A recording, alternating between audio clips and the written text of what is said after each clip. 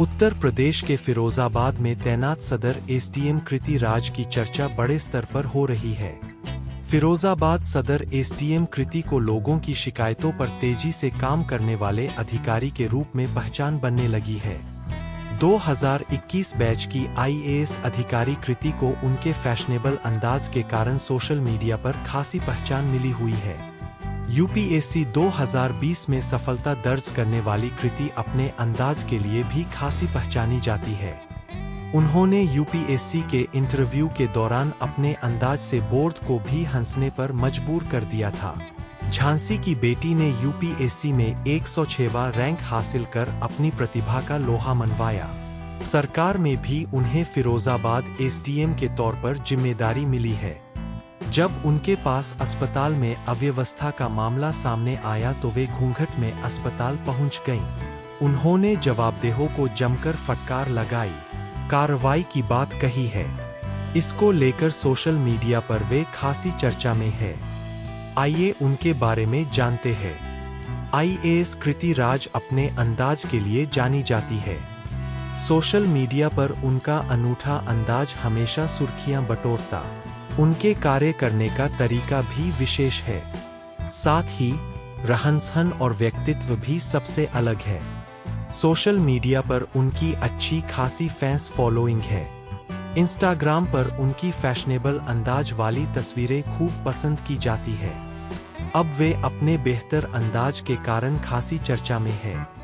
Civil services की तैयारी करने वाले छात्रों को भी वे सक्सेस टिप्स देती रहती है। कृति राज यूपीएससी कह 2020 में हुई सिविल सर्विसेज परीक्षा में शामिल हुई थी। देश की सबसे बड़ी परीक्षा की तैयारी उन्होंने अपने स्तर पर की। कृति का समाज सेवा से जुड़ाव रहा है। एनजीओ के जरिए वह लोगों की सेवा के कार्य में लगी रही थी। बाद में सिविल सेवा परीक्षा को पास कर वह देश की सबसे महत्वपूर्ण सेवा में आ गई।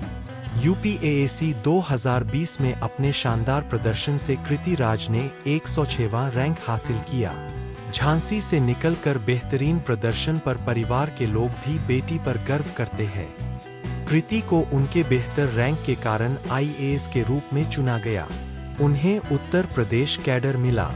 कृति राज को नौकरी नहीं करनी थी। वह कहती है कि मैं हमेशा से जमीनी स्तर पर काम करना चाहती थी, कुछ अलग पढ़ना चाहती थी। मैंने कल्पवृक्ष वेलफेयर फाउंडेशन नाम से एक एनजीओ शुरू किया। हमने वीमन और चाइल्ड वेलफेयर पर काम करना शुरू किया। वहाँ काम करते करते मुझे लगा कि सिविल सर्विसेज में जाना चाहिए। अपने उद्देश्यों को पूरा करने के लिए मेहनत की और मुझे सफलता मिली। कृति राज ने अपनी प्रारंभिक शिक्षा झांसी से हासिल की। झांसी के सेंट फ्रांसिस कॉन्वेंट स्कूल में एडमिशन लिया।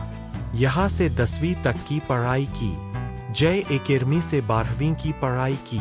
स्कूली शिक्षा के दौरान वह एक बेहतर स्टूडेंट के तौर पर जानी जाती थी। कृति राज ने झांसी से ही इंजीनियरिंग की पढ़ाई पूरी की। उन्होंने झांसी के बीआईआईटी में दाखिला लिया। वहां से कंप्यूटर साइंस में बीटेक की डिग्री हासिल की। कृति कहती है कि पढ़ाई के दौरान ही मैंने जॉब नहीं करने का फैसला ले लिया था। मेरा रुझान सामाजिक सेवाओं की तरफ हो गया। कृति राज बताती है कि यूपीएससी के लास्ट एग्जाम के दौरान भोपाल में कर्फ्यू था। आखिरी परीक्षा के दिन सेंटर पर पहुंचने में वहां के होटल स्टाफ ने मेरी मदद की थी। कोविड की दूसरी लहर चल रही थी। पापा को भी कोविड हुआ था। उस समय का वाकया वे कभी भूल नहीं पाने की बात करती है। यूपीएससी इंटरव्यू बोर्ड को अलग अंदाज के लिए जाना जाता है। कृति राज का भी एक्सपीरियंस अलग रहा है। वे कहती है कि मेरा इंटरव्यू आखिर में था। शाम 4:30 बजे जब मैं इंटरव्यू के लिए पहुंची तो बोर्ड के सदस्यों ने कहा, आपको तो काफी देर हो गई। लंच किया? हमने कहा, सुबह जल्दी आ गई थी तो ब्रेकफास्ट करके आई हूँ। इस पर सभी हंसने लगे। माहौल हल्का हो गया। करीब 25 मिनट इंटरव्यू हुआ। इसमें उन्होंने ग्रेजुएशन के बाद की बात पूछी। मैंने एनजीओ के बारे में बताया। मुझसे नॉर्मल सवाल ही किए गए थे। कृति राज अभी फिरोजाबाद में सदर एसडीएम पद पर तैनात है। एसडीएम सदर के पास दीदमई प्राथमिक स्वास्थ्य केंद्र पर कुत्ते के काटने के इंजेक्शन नहीं लगाए जाने की शिकायत की गई थी। कृति ने इस शिकायत को गंभीरता से लिया। इसकी जांच करने स्वयं अस्पताल पहुंच गई। प्राथमिक स्वास्थ्य केंद्र दीदामई पहुंची। उन्होंने गाड़ी से उतरते ही दुपट्टे से घूंघट किया। अस्पताल के भीतर जाकर तमाम स्थिति की समीक्षा की। गड़बड़ी को दूर करने के लिए अधिकारियों को निर्देश दिए। कृति राज अपने अलग अंदाज के कारण चर्चा में आ गई है। उन्होंने ग्रेजुएशन के बाद जिस प्रकार से एनजीओ के जरिए जमीनी समस्याओं का आकलन किया, अब उसका उपयोग वे प्रशासनिक अधिकारी के तौर पर कर रही है। उन्होंने औचक निरीक्षण के संबंध में बताया कि शिकायत आने के बाद जमीन पर उतरकर हकीकत का पता लगाने के बारे में सोची। इससे सही स्थिति की जानकारी सामने आई।